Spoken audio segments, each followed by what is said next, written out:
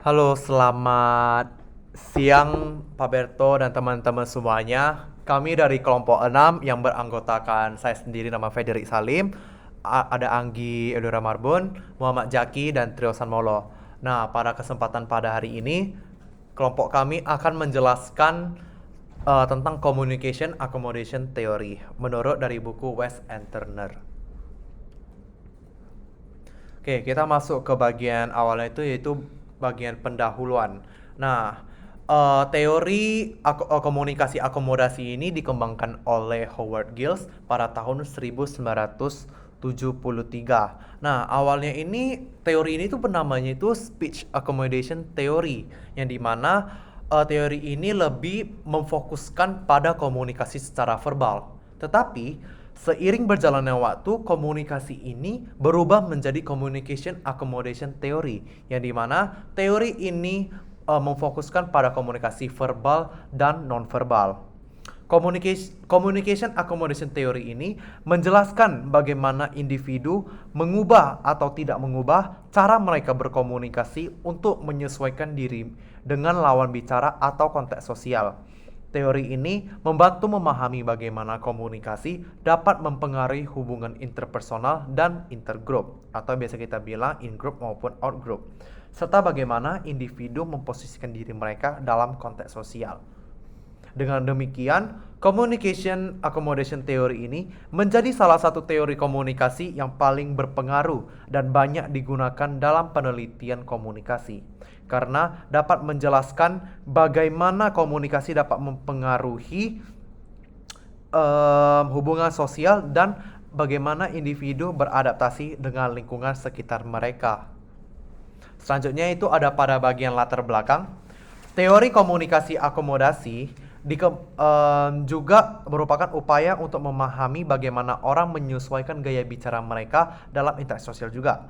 Pada saat itu, penelitian ini tentang komunikasi interetnis dan interkelompok yang sudah mulai berkembang. Dan Giles ingin memahami bagaimana orang beradaptasi dengan lawan bicara dari latar belakang yang berbeda. Komponen utama dari teori ini ada tiga. Pertama, konvergensi, di mana individu beradaptasi dengan perilaku komunikatif satu sama lain dengan laju bicara, senyuman, tatapan mata, dan lain-lain, bertujuan untuk menciptakan ketertarikan, persetujuan, atau identitas bersama.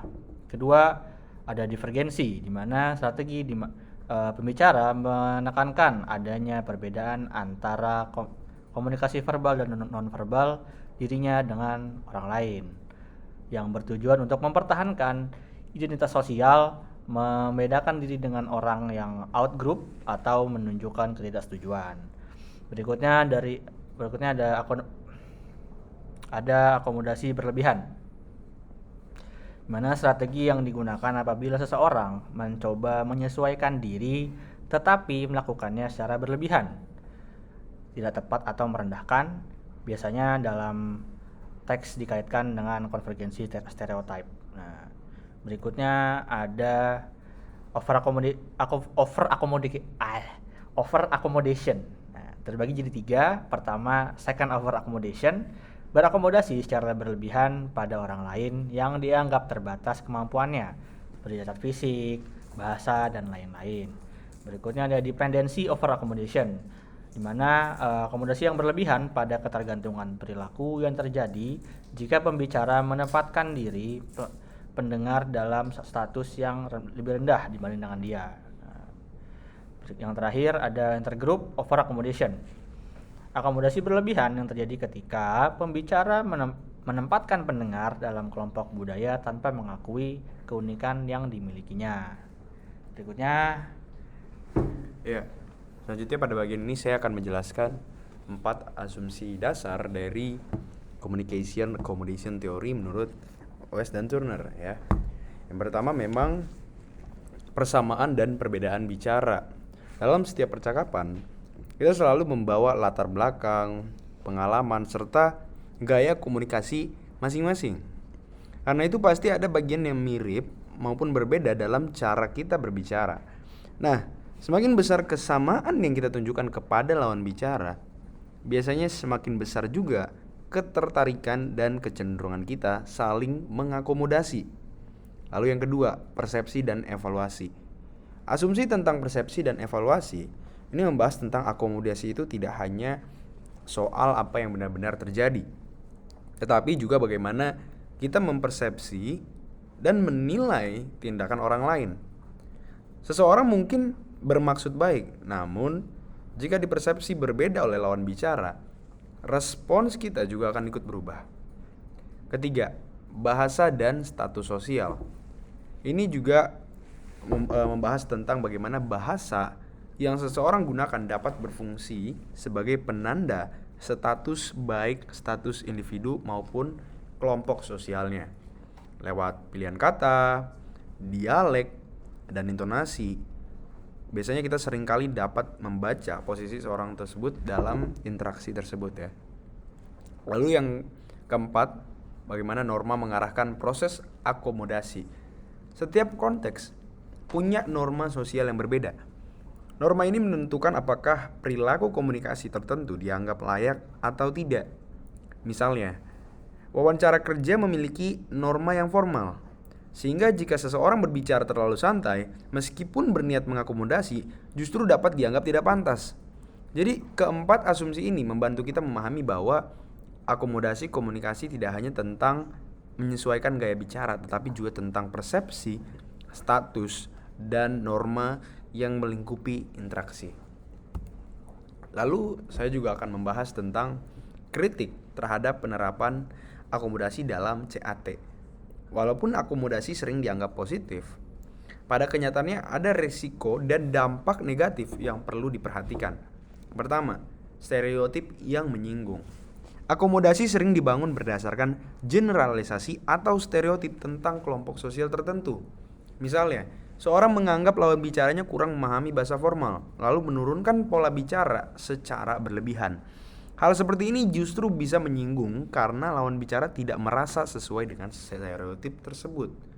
Lalu yang kedua, kehilangan integritas identitas. Terutama bagi kelompok minoritas, tekanan untuk terus menyesuaikan diri pada kelompok yang dominan dapat membuat mereka kehilangan identitas asli. Dalam jangka panjang, ini dapat berdampak pada hilangnya keunikan budaya dan rasa keberhargaan diri. Ketiga, kesalahpahaman motivasi. Akomodasi yang niatnya baik sangat mudah disalahartikan.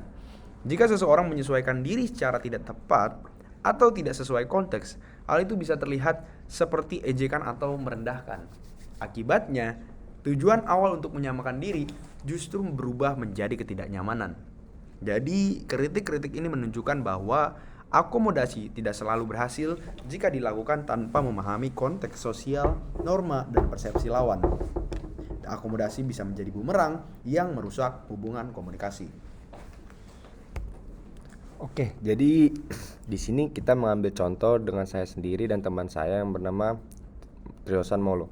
Oke, anak bernama Anggi sedang sidang presentasi proposal. Dosen yang mengujinya merupakan seorang dosen yang berbeda jurusan dengan dia. Secara inisiatif, Anggi langsung mengganti bahasa yang digunakan agar dosen tersebut memahaminya dengan baik. Setelah selesai presentasi, ada mahasiswa baru yang satu jurusan yang bertanya dengan Anggi tentang beberapa hal. Tanpa disadari, Anggi menjelaskan hal tersebut menggunakan kata-kata yang sangat tinggi hingga membuat mahasiswa itu kebingungan karena menurut Anggi, dia pasti sudah mengetahui istilah-istilah yang ada dalam jurusannya. Ternyata teman-teman Anggi juga yang bernama Molo sedang melaksanakan presentasi proposal. Dia berasal dari kelas internasional, tetapi dia fasih dalam berbahasa Indonesia. Sang dosen bertindak sesuai dengan stereotip, sehingga dosen ini berbicara sangat kuat dan lambat yang seolah-olah menganggap Molo ini seperti orang asing. Oke, jadi dari contoh tersebut sangat berkaitan dengan teori communication accommodation yang berkata bahwa komunikasi tidak hanya tentang pertukaran informasi, tetapi juga merupakan strategi negosiasi identitas sosial dan hubungan kekuasaan melalui penyesuaian gaya berbicara.